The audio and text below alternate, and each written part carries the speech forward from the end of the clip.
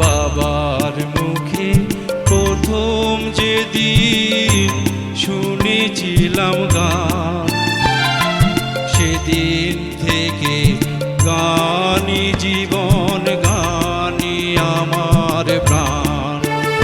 আমার মায়ের আদেশ বাবার মতো গাইতে হবে গান, সেদিন থেকে গানই জীবন, গানই আমার প্রাণ।